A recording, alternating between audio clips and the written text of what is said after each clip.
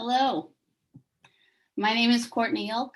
I'm the program manager for Confluence, a community-supported nonprofit with the mission to connect people to the history, living cultures, and ecology of the Columbia River system through Indigenous voices. To find out more about Confluence, please visit confluenceproject.org. I'd like to thank you all today for signing in to an evolutionary moment for monuments. This talk is brought to you in partnership with Whitman College. We're fortunate, Matt, you want to come on back on the screen? We're really fortunate to be working with Matt Reynolds today. Hi, Matt. Hi, Courtney. Matt's the Associate Professor of Art History and Visual Culture Studies. And our guest speakers, Bobby Connor, Dina Dart, and Emily Washines. We greatly appreciate them sharing their time and expertise and are thankful to their family, friends, and ancestors who support them and the connections to lands they call home since time immemorial. While we wait a few more minutes for people to sign in, if you do want to share your name and where you're signing in from in the chat, it'd be great to hear from you. If you do have questions during the program, please share them in the Q&A feature. Do make sure you select panelists and attendees so everyone can see those questions. And if you see a question that someone else is like that you're particularly interested in, feel free to like it, and that'll let us know that there's maybe some more groundswell of interest in those questions. Today's talk is just one event in a series hosted by Whitman College. Matt, do you want to go ahead and share a bit more about the upcoming events? Yeah, sure. Thanks, Courtney. So this event is presented in conjunction with an exhibition that we're doing here at Whitman College about Mylan's Confluence Project. And this is an exhibition of archival materials that the college acquired in 2018. And this exhibition has been co-curated by myself, the Maxey Museum Director, Libby Miller, and 3 students. And this comes from a series of classes that I've taught here over the past 2 years called Art Environment, that deals with art and climate change in large part. So one aspect that is a theme in the exhibition is Confluence's engagement with issues of climate change. So there's a couple of groups I need to thank before we get started. First, I want to thank the panelists. It's really an honor to be with the 3 of you today, and I'm very grateful for your time. So the exhibition is, and this event is funded by a Mellon grant for community engaged learning and research, and is also presented as part of Whitman College's first ever academic theme on race, violence, and health. And this theme has been a way to try to create a sense of intellectual community when everything has been taking place online. So this is also presented, the Confluence Project exhibition at Whitman is also part of a larger initiative called Extraction, Art at the Edge of the Abyss. And this is a series of exhibitions across the West and even into parts of the Midwest and a few places back east, about artists that deal with, that address, or that incorporate themes of the environment and climate change into their work. So I just will encourage people to visit the exhibition virtually. It will be online probably by the end of this week, and you can keep an eye out for that. I'll just take a minute to introduce the speakers and then let them introduce themselves. We have with us Bobby Connor, who's Cayuse, Umatilla, and Nez Perce, enrolled at the Confederated Tribes of the Umatilla and director of Tomaslit Cultural Institute on the Umatilla Reservation near Pendleton, Oregon. Dina Dart, PhD, principal of Live Oak Consulting, and has held curatorial positions at the Burke Museum of Natural and Cultural History and the Portland Art Museum. And Emily Washines, enrolled Yakama Nation tribal member with Korean Skokomish lineage, board member of the Museum of Culture and Environment, Artist Trust, and Columbia River Keeper. And so maybe I could ask you to introduce yourselves further. Bobby, do you want to say more about yourself? Certainly. Tatala. Good afternoon. Inawanituas Sisawipum. My Indian name is Sisawipum, and my English name, Roberta Connor, is often shortened to Bobby. I am the director of Tummuslic Cultural Institute, which is the National Museum of the Cayuse, Umatilla, and Walla Walla peoples. And it is not far from you, about 45 minutes away. And we would welcome you when we reopen on May 7th to please come visit and learn more about our people.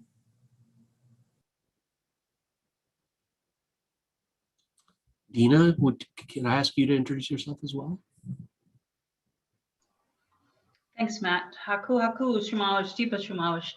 I'm coming to you from Kalapuya, Ilahi, down in Eugene, Oregon. But yeah, my homelands are the Santa Barbara area of California. And I recognize that this conversation is largely about the Northwest, but I'm going to talk today about some of the work that I'm doing to decolonize and also tell the story of the work that we're doing in my tribal homelands. But I'm glad to be here. Thanks, Matt. Yeah, great, thank you. Emily? My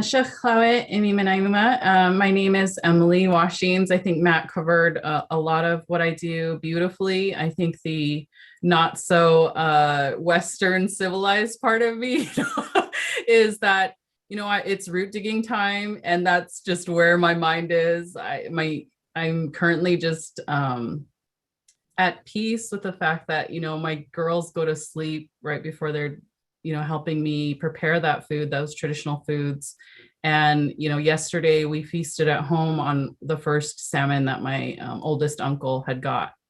And so there's a lot going on in this world, but I really want to bring that, especially because we're going to talk about some uncomfortable moments a little bit, but there's a lot that brings me peace and that we're continuing as well. And that's foremost in my mind, that, we continue our culture and traditions.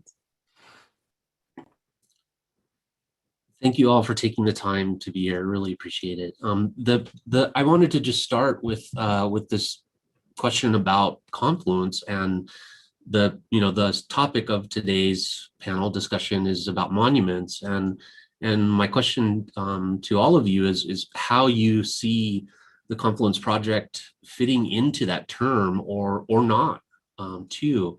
And Bobby, I wondered if maybe you would start us off, because I know you're very, very familiar with Confluence and have been involved with it from its inception, really. I think you're muted, Bobby, sorry. I want to just begin by explaining that in our Plateau culture, the Columbia River Plateau, that is a shared culture amongst the Nez Perce, Yakima, Palouse, Wanapum, Cayuse, Umatilla, Walla Walla, and Warm Springs, and many bands with identities and village names that are much more precise than those sort of arbitrary and somewhat misnomered identities. We have a way in our culture of memorializing, and it is, I would guess, an official protocol of our people and how we remember the people who are deceased and how often we do that. And we have the expectation that our ancestors live again, as the Sioux would say, at the other side camp. They are waiting for us to join them, but they are not gone from our presence. And so we have a spiritual ongoing connection to our ancestors. And so when we memorialize them, we do it once. It's not that we forget them after that. In fact, we remember them vividly. It is the expectation of our people that we clean the graves at least annually, if not more often, that we tend to our ancestors as carefully and caringly as we would have in their lives. But we memorialize their life, distribute their belongings, and come out of mourning one time. And so memorials have a very specific meaning. A memorial horse procession is paying homage to our ancestors. It's not a parade. It's not a commercial sort of, promote your business kind of parade. And we have official functions for how we honor people who are alive and how we honor people who are deceased. And so in the culture, we are not, as most people would expect, monument builders. We do not construct edifices or sculptures typically, or obelisks to pay heed to the past.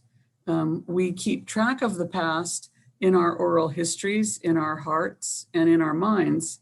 And many of us have been involved in publishing projects and written and historical documentation by recording of the past. But how we handle the past is a thoughtful process. In working with Maya specifically, she does not, after the Vietnam Wall and the table in Montgomery, she just didn't want to become a specialist in monuments. That's not the identity and the work that she wanted to undertake. And in conversations with her, what she appreciated about the work that was going to take place on the Confluence Project that Anton Minthorn very much, the former chairman of our Board of Trustees and former chairman of our General Council for a decade and a half, and still a master speaker and a teacher in our culture, what he wanted was to, at these important places where rivers meet, where tribal people used to camp together and cultures used to exchange not only goods, but philosophies, languages, ideas, that at these places he wanted, when we started working on the Lewis and Clark Bicentennial, to commemorate and give a visual reminder to people on the Columbia River and its confluences that just because you don't see us doesn't mean we're not here. We may be invisible to you, but we are not gone and we should not be forgotten. And what Maya wanted to embrace was the living culture, the living people, and to let the world know that not only have we, since the arrival of Lewis and Clark, engaged in a lot of change voluntarily, but we've also had a lot of change that was forced upon us. The landscape has been changed and altered dramatically, most notably at Celilo Falls, the richest fishery in the West for thousands and thousands of years. And so what she wanted to be able to bring to the public's attention was the absence of knowledge, for the most part on their part, that is represented by you not seeing us. And you may run into me in the grocery store or the library and not know you're seeing someone who is of the Plateau culture. You may run into people from our community and not know that they are Cayuse or Umatilla or Walla Walla in ancestry. And so the consequence of our invisibility is that people tend to diminish the importance of the Indian perspective, and sometimes others fill in for us and make conjectures about what we would say or what we would think or how we feel about something, when in fact we're still here to represent ourselves. And she wanted to be ever mindful that we still have a story to tell and we want to tell it, and that she wanted to help reflect that story on the land in a living way. So in that sense, it's they are reminders, they are physical structures, the bird blind, the land bridge, all of those, the story circles at Sacajawea State Park, all of those are reminders of our continuing presence in this landscape, but they are not monuments to our past or to our survival. They are reminders of our continued presence in this continuum.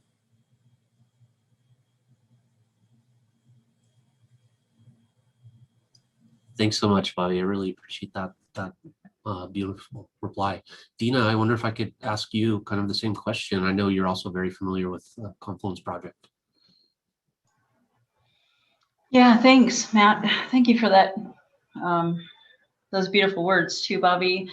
You know, I first became acquainted with the Confluence Project when I was at the Portland Art Museum, and they were developing a tour, and we took our docents on a sort of a tour of several of the sites. And the thing that struck me most about the folks that were involved were primarily that they regularly deferred to Native people as the keepers of their stories and the experts in their own histories, right? And we have actually, and then I served on their board for about a year and a half. It was a great honor, but I just find myself so busy that I wasn't able to keep it up. But during the time that I've been associated with them, I've been so impressed by the work they've done to support the creation of a visible narrative that accompanies those public art sites.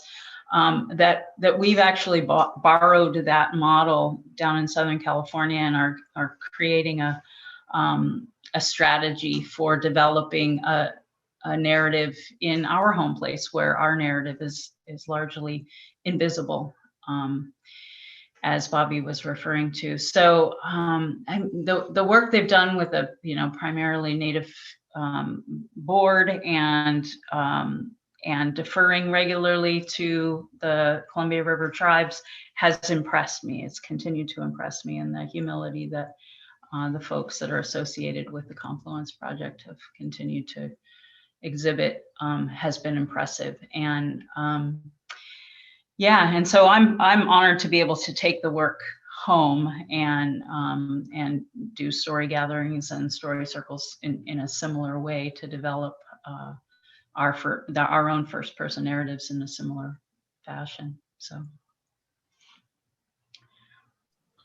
Thanks, Tina. Yeah, Emily, how about you? I'm curious to hear your thoughts as well about Confluence and monuments. And I know we talked beforehand and we had a really wonderful conversation, and you mentioned mountains too. We mentioned different forms of monuments as well, or different ways of thinking about that. Yeah. So when I think of, the work that Confluence has done just broadly along the Columbia River in connection with tribal members and tribes, I do think of the reference points basically along the river that they're giving. So we can have these physical reference points now because we have Zoom, we can have technology reference points, and there are things that exist. There are inequalities that exist with tribes, like a digital divide. And, being able to bring those resources and bring community together to talk about something is streamlined with people behind the scenes, running all the tech, doing all the Google Docs, running a slide, all of these, technical aspects that can really slow you down, especially when they might be triggering. I do also think, of course, of the support of Native artists. There are, of course, artists that, so amazing work and sell things that would be paid thrice over in other areas if they were available. And just knowing that our Native artists are getting the support from Confluence is something that is very heartwarming to see, that somebody is able to be honored and recognized as an artist, that I'm able to take our other youth and other aspiring artists to them and show support for that and recognize, like, hey, Natives can be artists. This is the kind of work that they can do. It's not just this stereotypical image that we're going to only have and maintain. So when we think about monuments, we think about you brought up the point about what are they to us. Roberta spoke earlier about what are traditional aspects of how we honor people. And I think as traditional people, we have those reference points ingrained in us. And there's something that I like to talk about with my girls in the same way that I was raised. Some of you that are native, this will probably be familiar. Some that are non-native or reconnecting might not be as familiar, but when we gain knowledge and when we learn about things, it isn't always the stereotypical image that you've seen on TV where we are all dressed in regalia and around a fire. Sometimes it is those moments. Sometimes we are in beautiful regalia and there's songs in the background and we're receiving these messages and knowledge. But a lot of times you get messages throughout your life when you're doing everyday, ordinary things. And so, when we talk about this record of voices now that Confluence is bringing forward, when we talk about what we're elevating, we also think of these moments and these times as a Native people.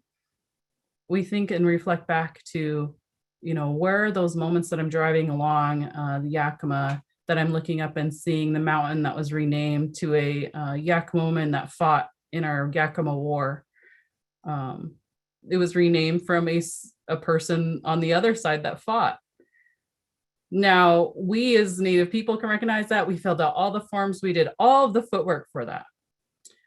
But Google Maps still doesn't recognize it. It still recognizes it as the non-Native soldier. USGS misidentified her English name. So we can do all these steps. We can have all these things and all these aspects, and we can bring this information forward and we can put it right in front of people. But there's still disconnected systems that exist in the United States. It's a very neutral way of putting it, right? There's still things that disconnect us. And so when I think about monuments and when I thought about this discussion, I thought of the mountain because it's a source of inspiration. When she technically fought in the war, she was the age that my daughters are. And so I talked to them about that. Later on, I'll show a slide about just to show you an example, but I want to have the conversation continue. I wanted to ask the question, and one kind of theme of the exhibition at Whitman and in relation to Confluence is the theme of decolonization, and we realize that that's a complicated term for somebody at Whitman to use, and so nevertheless, I would just say that my students, when I raise the issue in my classes, they're really, really interested in it. They're very, very invested in it. Frankly, they are invested in social justice, and decolonization is something that really interests them. Dina, I was wondering, you mentioned decolonization earlier, and I know you're talking about the work that you're doing in California. I was wondering if you might want to weigh in on that or just tell us more about what you're doing. Yeah, thanks, Matt. I'd love to talk with you a little bit about sort of frame it in a way that allows you to see how what I have to talk about here connects with the Confluence Project and the interventions that have been made by Columbia River tribes to reframe, retell their stories. So I'm just going to share my screen. I've got a couple of slides that I want to share with you all that contextualizes my work, and also I can just speak quickly to the decolonization issue. I mean, there are many people, many Native people who don't believe that decolonization is even possible, right?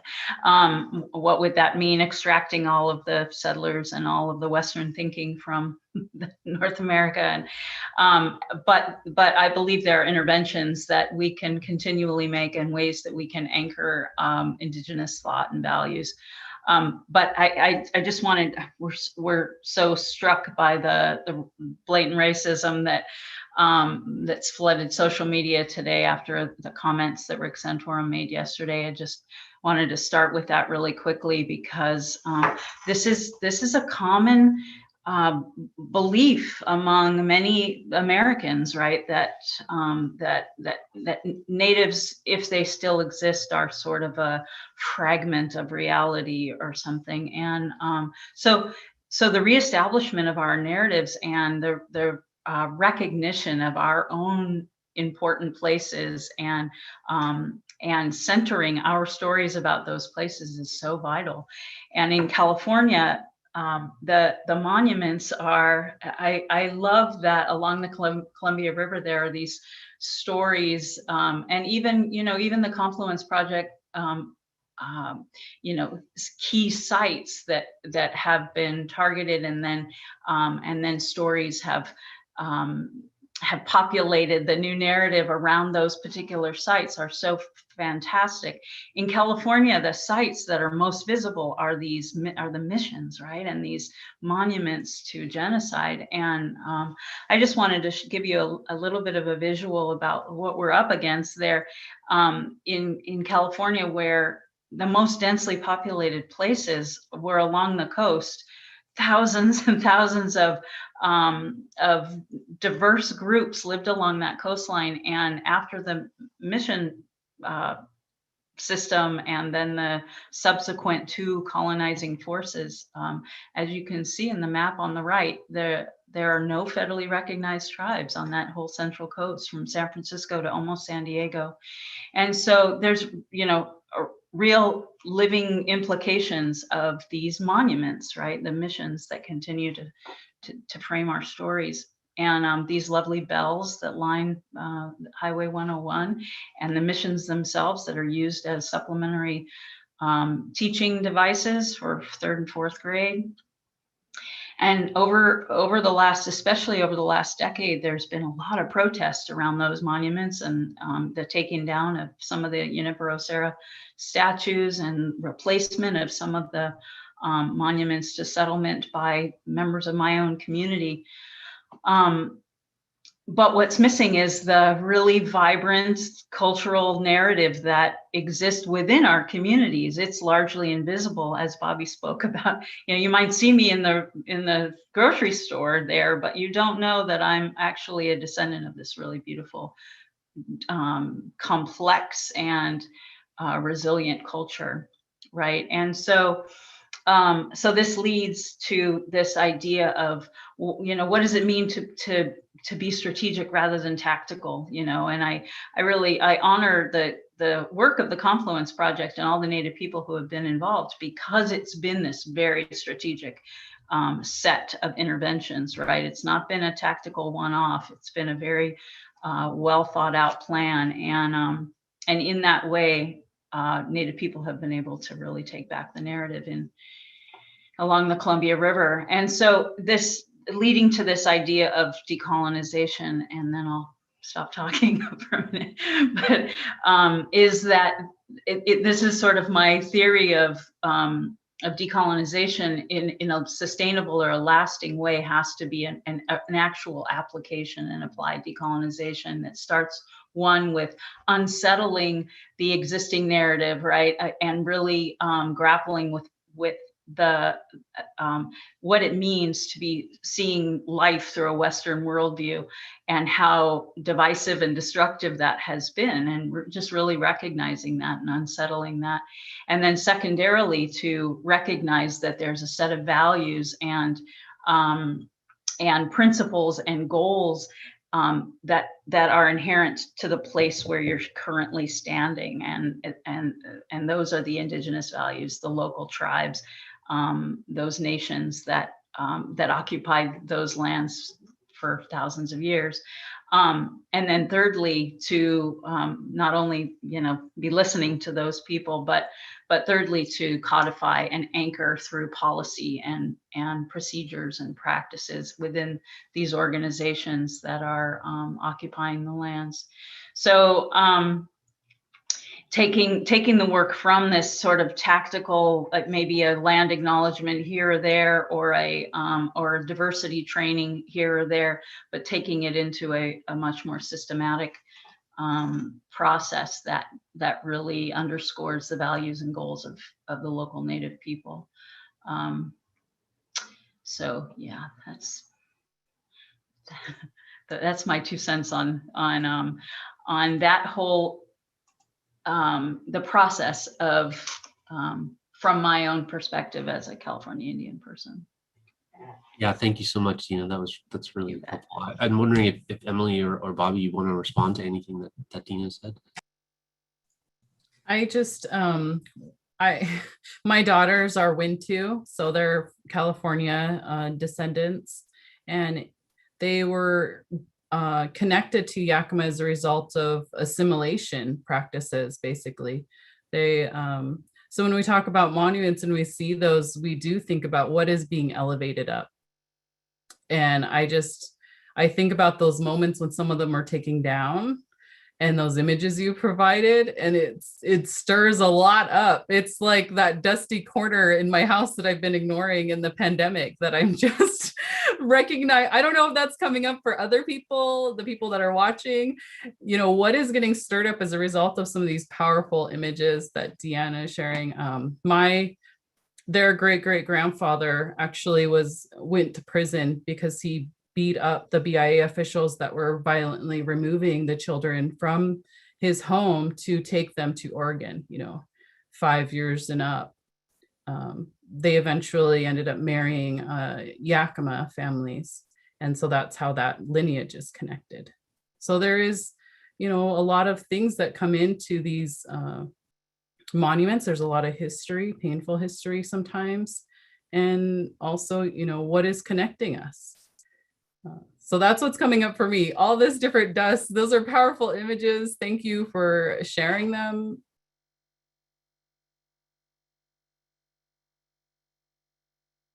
I think there's a couple of things that are interesting. So decolonization is not sort of like a prescription or a process that you step into and you travel through. For us, specifically for the project that's called Tumaslikt, the threat was that here's one way to do a museum with the exhibit designers and the architects and the elders who were planning the storyline, who made some very elegant and simple and straightforward choices about how to develop that storyline. And then we made the choice not to rely on academics outside our culture, in the sense that we were not going to have a project historian who came in from the outside, because what we know is that the printed word has always outweighed our oral history as corroborative and historic data that was vital, and was always given credence when ours perhaps was not even considered. And so we look at what we privilege in our storytelling: the Indian point of view, the tribal languages, the way that we would interpret the tribal languages into English versus the way someone else might, the way we would interpret the use of a song or the reason for a gathering, the way we would talk about an object or an image or a name versus the way someone outside our culture would. So there's we're lucky in some ways. We've been studied by lots of people, historians, anthropologists, linguists. But we're also lucky that we had a lot of elders who chose to document, who chose to make choices to leave something for those of us who came behind. And by virtue of what they did, they gave us the opportunity to privilege their information, their teachings, their elders, their ancestors' teaching. And so we don't come at things from a decolonizing point of view. We look at it differently. We frame it from inside our culture. How do we look at our own story, our history, our culture, our social processes, our societal structure, our pedagogy? How do we look at that from inside the culture and give ourselves the freedom not to have a Western linear analysis, give ourselves the freedom to look at things with a lens the way our old people might have talked about it. And so I think there are people who want to juxtapose the colonialism and the colonized processes with what we're doing, but they're not opposites. We're not doing anything like what they're doing. We're looking at it from our own point of view. And sometimes we have to peel back the layers. Sometimes we have to dig a little deeper in our own community to get what we need to know to go forward. But we make a choice every time we privilege that information. And then if we choose to use corroborative information from outside or secondary sources, we can choose to do that. But we don't have to start with the doubt that other authors start with about whether or not they can trust the Indian point of view. We don't start there. We don't start anywhere near there. That's not a thought in our minds. And so we have confidence that the oral tradition had its own rigors and had its own discipline. And the consequence is that we can rely on certain kinds of information and certain sources, and others not so much. And so when we undertake something, we don't necessarily have to decolonize it if we start at a place where it's ours exclusively from our point of view, from our perspective, standing in our shoes, in our languages, in our songs. And so we don't have to unpack that to redo it. We start at that place. And when we talk about monuments, memorials, statues, the missions in California, I mean, they're really loud statements about what somebody thinks was important for a moment at that time. But usually they're the imaginings of someone who is imagining what they believe to be a perfect state or a perfect representation. The world is not perfect. So the statues are usually flattering to the people thereof. They're not usually insulting to the people they're about. They are usually an attempt to flatter. And so when we think about sort of building sort of a monument to something or someone, it's kind of odd because, as was already said, there are monuments to our stories all over this landscape. Coyote and the legislation and the technology of the Animal Council and the methodologies of how the world was shaped and formed before humans were here. All of that is at our disposal. And so we have monuments to the past, and they're colorful, rich, vivid, especially when they're not sanitized stories. Because after the arrival of the missionaries and the school teachers, we got heavily sanitized in our storytelling. And so we have an existing set of monuments and place names and data about the ecosystem. And if that's still available to us, we don't have to start from an outside place. We can always start from an inside place. I wanted to just briefly share an experience that I had with a friend when we went to visit one of the Confluence sites. We went to go visit the site at Sacajawea, and I've taken students there in the past, and it's always an interesting experience because I think everybody's expecting something spectacular. They're expecting this kind of great artwork that rises up out of the earth somehow or something, or that calls attention to itself and screams, I am a great work of art, and just look at me, don't look at anything else around me. And what I find most poignant about the Confluence Project is that it resists that kind of looking. It asks viewers to work harder, and it also calls attention to the landscapes around it, and it asks you to move around and to look around and to experience those sites as whole environments.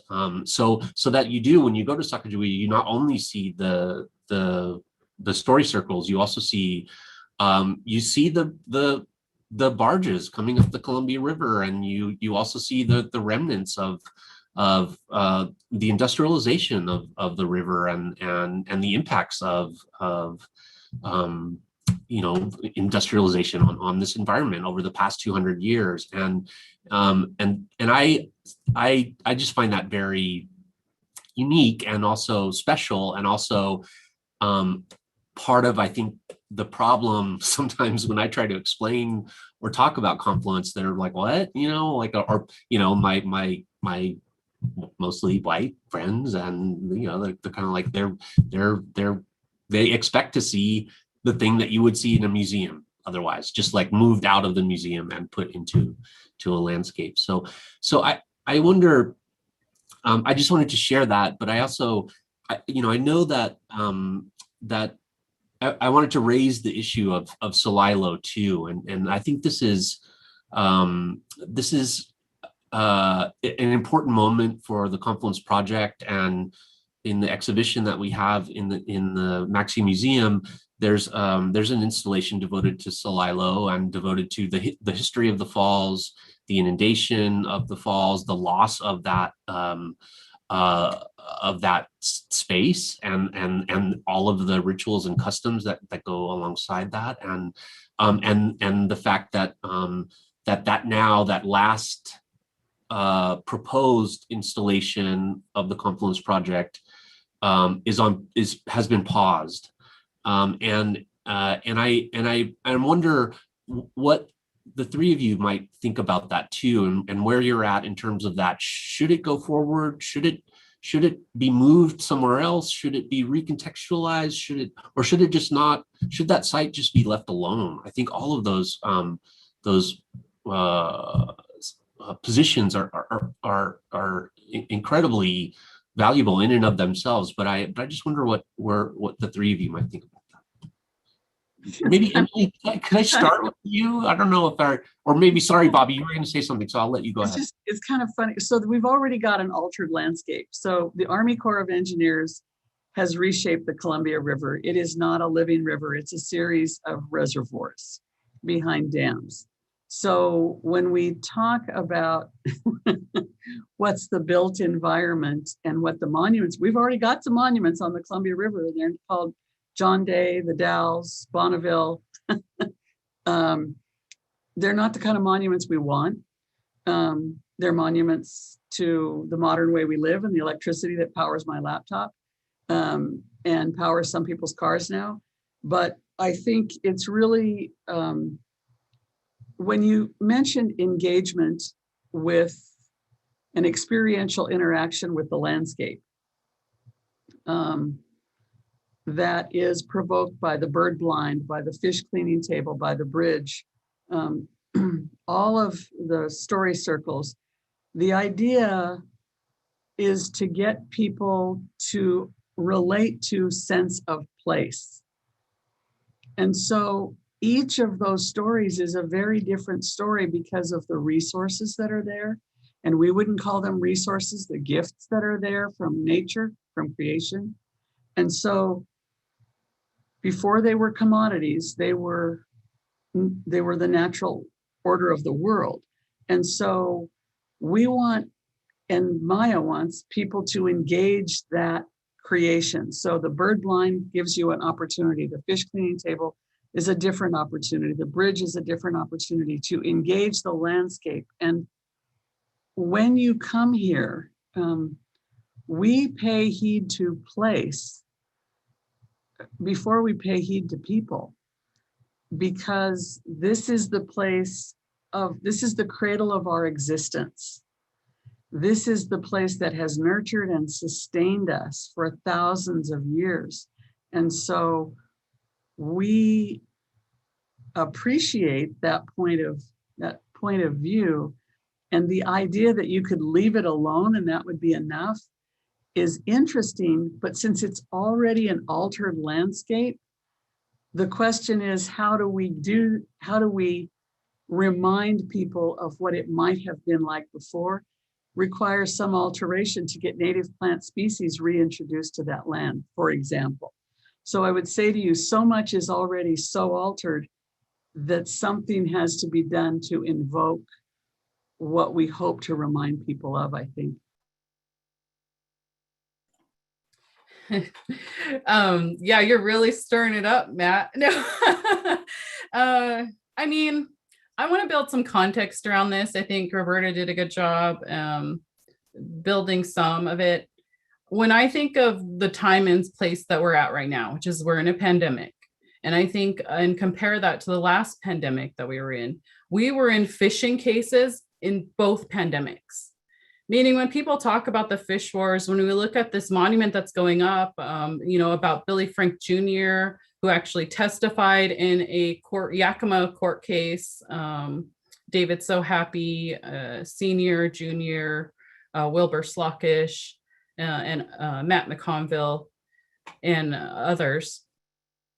When has there been a point in time where we've been able to be at ease with getting our traditional foods to our plate, with maintaining that connection with those natural resources? So when you come to somebody and say, I want to honor that connection you have, I want to recognize that, I want to let others know, but we have court cases, we have people taking fishers' boats away, we have people blocking access or trying to charge them for parking to go fish, that's directly impacting their ability to get that fish on their plate. There's elements of fight or flight that are coming into place. There's elements of, I'm trying to survive here and you're trying to honor me by letting me get our fish and continue our traditions, which you needed actually a federal act for in the 1970s to be able to not criminalize natives for talking their language. My father was abused in public school down the road for speaking Yakima language. Do you think that impacted my ability to speak the language and him wanting to teach me? Definitely. We haven't gone a generation where this hasn't been impacted. The last fishing case with our tribal fisher that was in the federal court system, he was a Yakima elder. The federal government wanted him to, at 70s, work in a full-time job while in probation. And if you think about that now and in COVID times and what that would mean, and they wanted to remove his ability to fish and be a part of that, it's unfortunate. It's hard to think about these topics. It is hard to think about sometimes our river people trying to be honored when they're continuing to fight.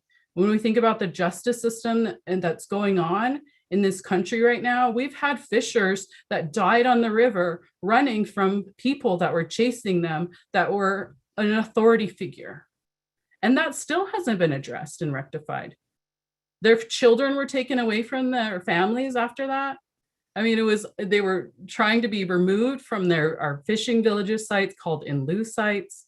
So there's ongoing systems of oppression. There's ongoing systems of erasure that impact daily lives of our river people that makes it very hard to be honored.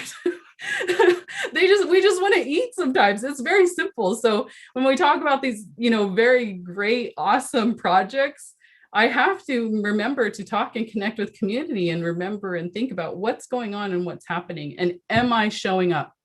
Am I in that courtroom where that fisher needs me to be as he's walking in a cane to sit in a defendant's chair where I just saw a murderer sit 2 weeks before that? And the sad part about it is there's not a lot of people that show up. So when we talk about these ongoing efforts and these things, we have to think about these other systems that exist that are dependent on Native erasure. When we talk about monuments that are elevated and up and what we look up to, we have to think about what is the system that is dependent on us continuing to look up to that statue. The examples from California are key to that. There are viewpoints that are dependent on Native American erasure, and that's problematic.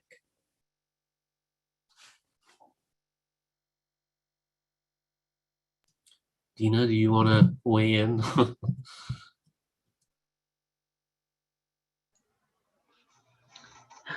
Wow.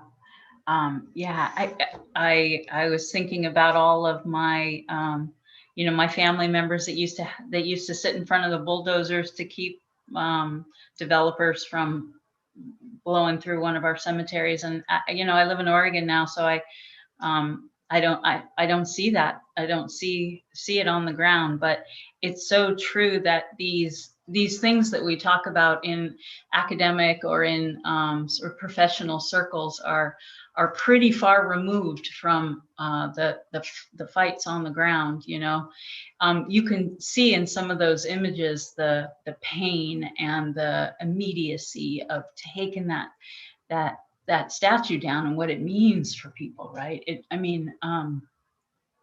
I really appreciate your words, Emily, because it did just take it back right back to what really matters for our people on the ground. And you know, the truth is, we can't even afford to live in those places. My family's from Montecito, and I can't even afford to park in Montecito. You know what I mean? Like so the exclusivity, the way that we've been pushed out of our homelands, and then the way that this narrative is entrenched and in place in order for the property values to continue to thrive, you know, in those places, and to folks other than the indigenous population to have control of those homelands and those resources. And yeah, it's a real issue, and it's immediate.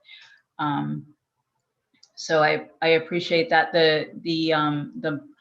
the monuments coming down is it's symbolic, right? It's what we can talk about in these circles without sobbing, because they're symbolic rather than the actual. They symbolize the suffering of the people. But it's also true. I just want to speak to the way that things get stirred up, you know, in any of these conversations where Native people are talking about trying to heal genocide, right? Trying to come back from genocide and the destruction of our homelands, and the erasure of our ancestors and our histories, and making it almost impossible to connect to our ancestors, our histories, and our cultures. When we have these conversations and that stuff gets stirred up, we are literally re-traumatized. These museums, these monuments, encountering them regularly re-traumatizes us, you know, seeing those green bells all along Highway 101, or, you know, Indian children that come and do a field trip to the mission, only to be, you know, re-traumatized by the erasure of our history. These are real and immediate, and I just appreciate that sort of re-anchoring right back in the real deal. Like the fish on the plate is a real problem still. The missing and murdered Indigenous women, the number is higher in California than anywhere else. Anyway, so I just appreciate that. I don't know if I added to the conversation, but I think one of the things that Emily reminds me of is so when we talk about systemic and structural and institutional racism, well, there's another example. So this is oxymoronic, but there is an acceptable level of toxicity in the Columbia River. What? I don't know. That's just unfathomable to me. Acceptable levels of toxicity. And so the acceptable level of toxicity is something that our tribe took on with the Oregon Department of Environmental Quality, began, I don't know how many years ago, over a decade ago, because the amount of salmon that most people, sort of, I guess the average Oregonian ate, would fit on one saltine cracker. The amount of salmon we consume, comparatively speaking, doesn't fit on the table, you know, the volume of salmon that we consume. So if you set the acceptable level of toxicity for how much salmon we consume, that's a very, very different number. And so if you think about how structures are organized around a diet that is not ours, it's okay to poison Indians today. And so I say this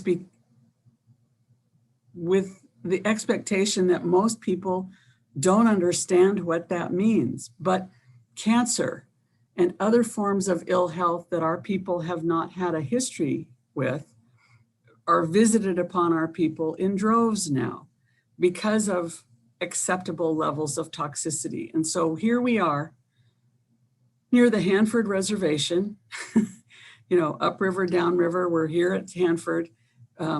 Underground plumes threaten the Columbia River. We talk about the salmon and its pivotal role in our culture and the struggle just to have access to an opportunity to fish when there are fish, which is a whole separate conversation.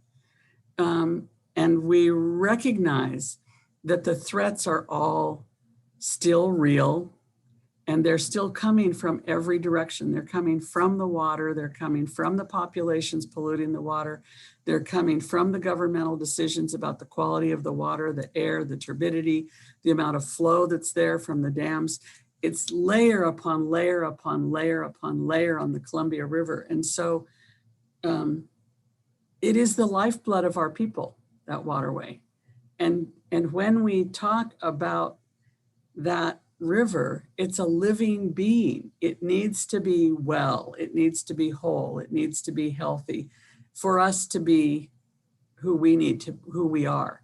And so, and there are many more species than salmon that we're concerned about, that we consume, that also have toxicity in them. And so as we look at sort of what decolonization might mean, it might mean not poisoning us with structural, systemic ways of making practices acceptable that hurt us more than they hurt anyone else. Because we're still, from our perspective, the most vulnerable population in the United States, because we're a subset of our once great numbers. We're diminished, not so much in our spiritual power, but in all other ways by what's happened over the past couple hundred years. So it's not how we think about things, it's how others control and use power to affect the lives of everyone, as if all people eat the amount of salmon that's on a saltine. These are incredibly powerful stories and examples that you're sharing, and I'm so grateful for that. I'm noticing that we're at 4:58, and I've been asked to remind people that the Q&A is open. Emily, I know you also had some slides that you wanted to share, so I wanted to invite you to do that if you would like to take. Yes, Lily, if you can pull up the slide, singular. I'm minimalist with my PowerPoint. I'm not minimalist with my books, but I'm able to be minimalist with my PowerPoint slide tonight. I wanted to share an image. When we first brought up this discussion of monuments, I also talked about this aspect of, what do we look up to? And I thought to this example of my daughters that were roller skating, and they were having a lot of fun. And in the background, I saw Kasumwai Mountain, which was renamed to a Yakima woman who had fought in our Yakima War, 1855 to 1858. It's called the Yakima War. It obviously included battles and wars with other tribes. That's not, a lot of people were fighting, to protect our women and our children at that time. And when I saw them roller skating, I took that moment to think about the prayers that were given 165 years ago. This war started as a result of violence against our Yakima women and children. And it was actually Cayuse Jack, I believe, I'm theorized, that helped give us Yakimas word that the US were sending troops up. I believe he was a double agent, even though he was recorded as being helping with the military. But, and I told my daughters this. So in the middle of them having this roller skating, I'm telling them this because not only did she fight in the Yakima War, she also protected our tribe from termination in the 1950s as testifying to what the treaty meant. And so every time I pass this mountain, every time I can see this mountain, I think of this testament to a young woman that fought for our tribe, elder that made Congress come to the Yakama Nation. She wasn't going to fly to DC. She made them come to our homelands to hear her testimony. And, you know, I think others have said she's a grandmother to all of us. So you can see her if you're going along Highway 97, the green parts are Toppenish. This is the mountain that she's at. And those are my daughters. Thank you so much, Emily. So there is a question from a tribal member. It's listed in my screen. How do tribal people overcome the challenge of getting the people who occupy our homelands to understand the meaning and importance of our places? And I know we've kind of been talking about that, but I'd love to hear your answers to that. Shall I read it again? Do you want me to read the question again? Sure. Would that help?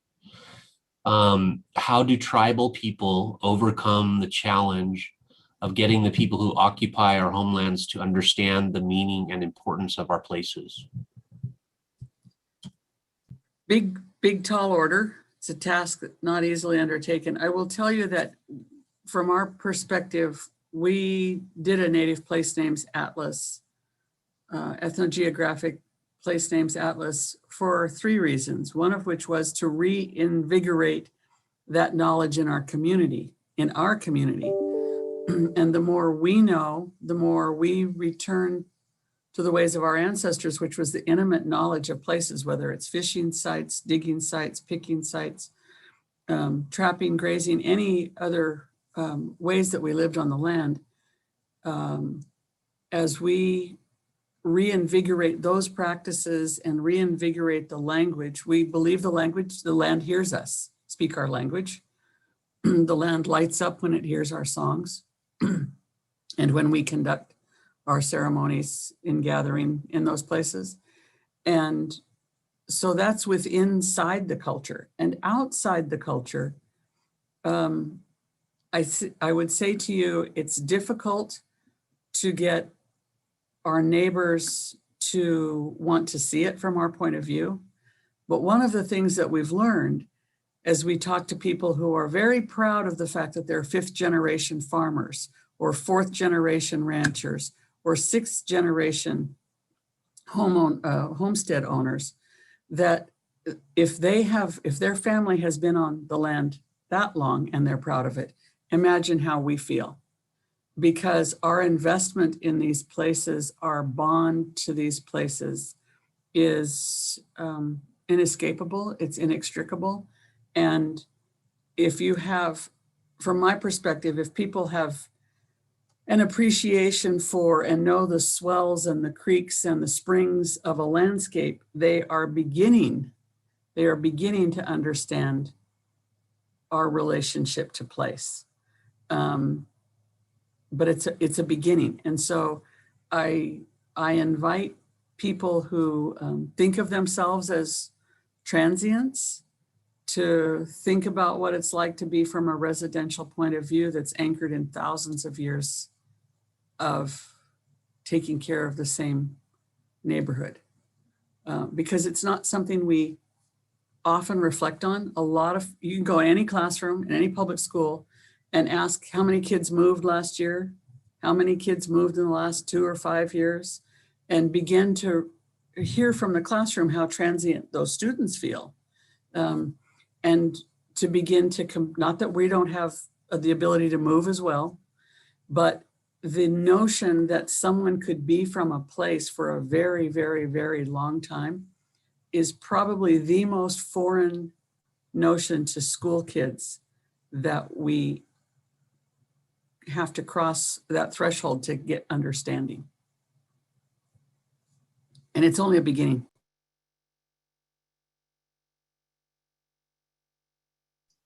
Tina or Emily, I wanted to also give you the opportunity. I know we're at 5:04, so we're a little bit over the opportunity to answer that, or not, if you prefer not to as well.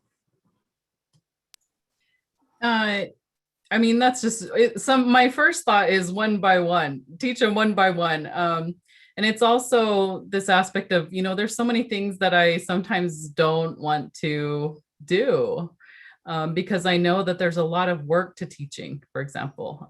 I didn't want to initially teach at a college because I knew that the students that I were teaching were not at a college level. I would have to teach them from elementary, middle school, high school, all the way through and get them up to a 200 level. If I had to grade them on the 200 level from the start or when they finished, they would not meet that. And I have to find a lot of creative ways to make that happen. One of my favorite examples in ways is to look at the connection with species, the restoration, and the fact that tribal members can be vastly rooted in our culture, as my co-panelists have talked about. And we can also have very big fancy titles and degrees.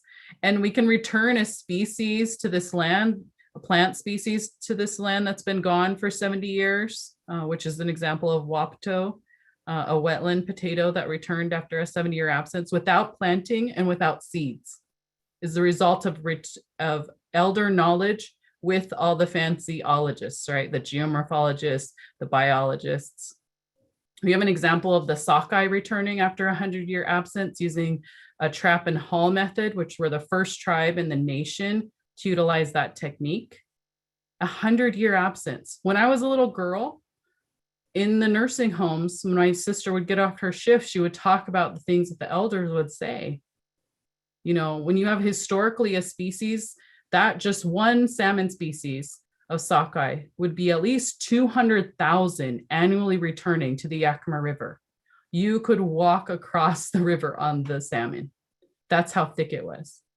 And as a result of progress, as a result of dams, that went away within a few years.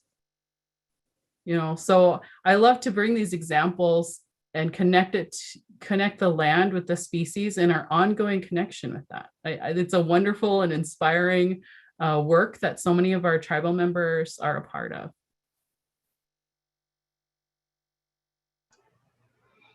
I would only add, Matt, that these women inspire me, and their connection to their culture is beautiful and solid.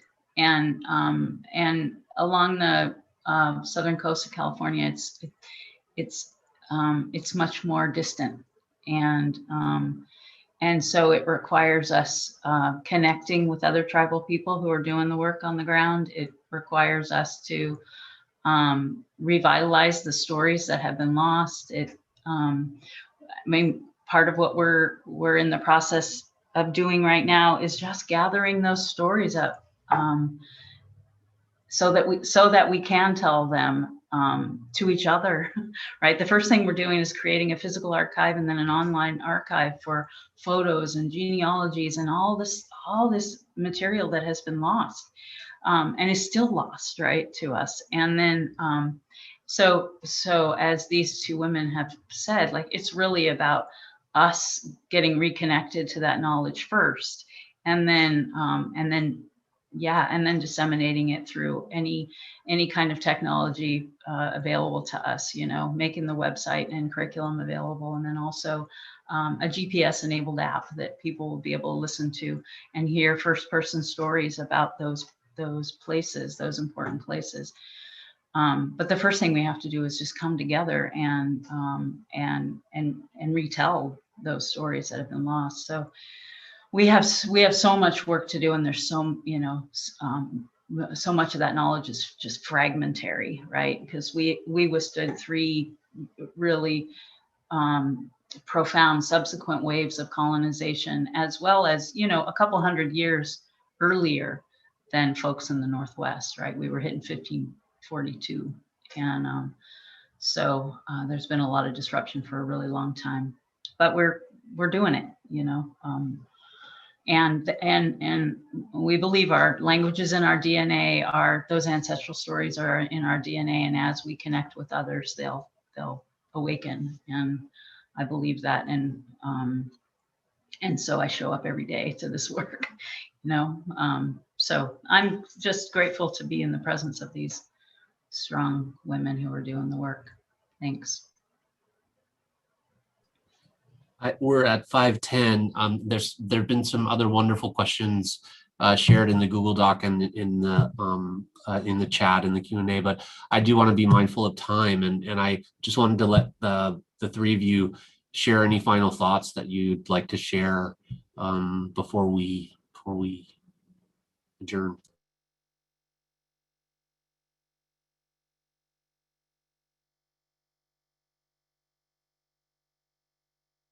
Everybody's quiet. I think to these moments and times where I was watching my Station 19 channel, no, I was catching up on my show, and it talked about uncomfortable moments and taking the time to have these, connection points. We have the example of the California, when my child who's in 5th grade was learning about that, it was, oh, and then there was this gold rush and da da da da. No mention of the genocide of Native peoples, no mention of any of that. And was it uncomfortable? Did it take time to share that with that teacher and create that learning opportunity, a moment, and invoke some element of curiosity with her and tell her it's going to be important? We're not going to do this side-by-side learning that my parents did with me, where I had to learn side-by-side and then there was no accountability or bringing in of the teacher. And distance learning has created those opportunities. And so I took that time to have that chat, to bring that to the forefront, because we're literally changing this shape and scope of education regarding what we look up to. What are the monuments and the things that we look up to? And how do we speak up when we see somebody is quoting a viewpoint that is very limited?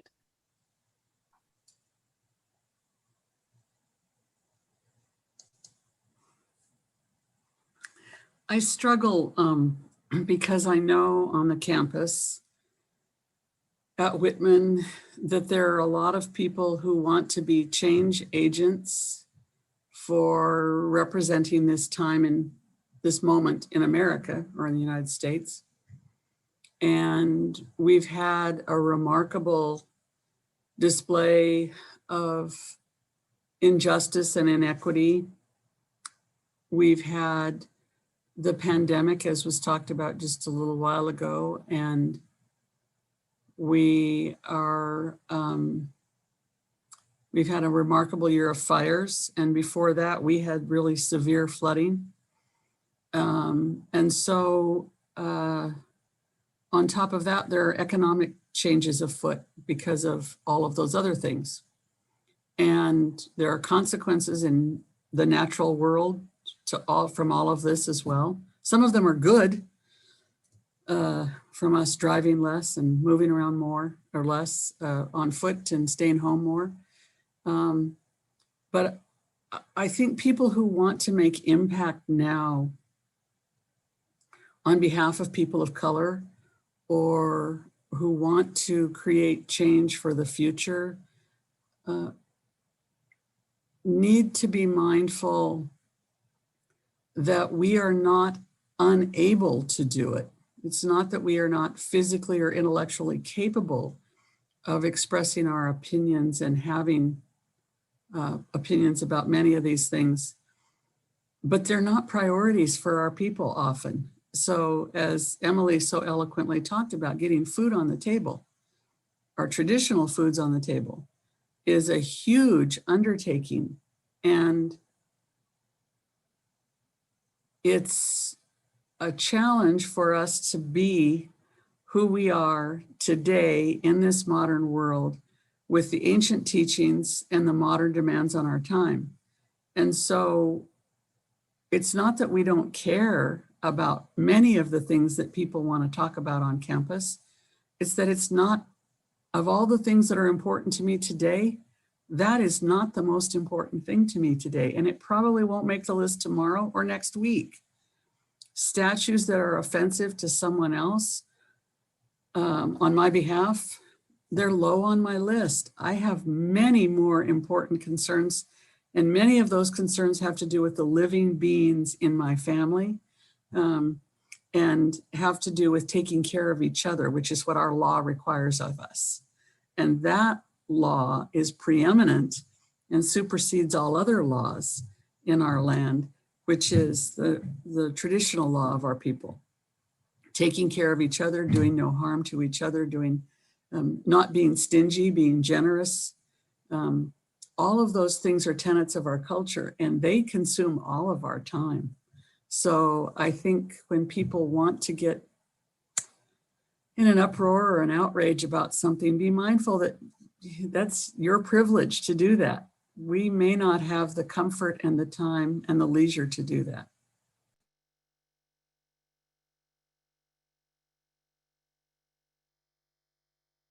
Dina, do you wanna close us out, or yeah?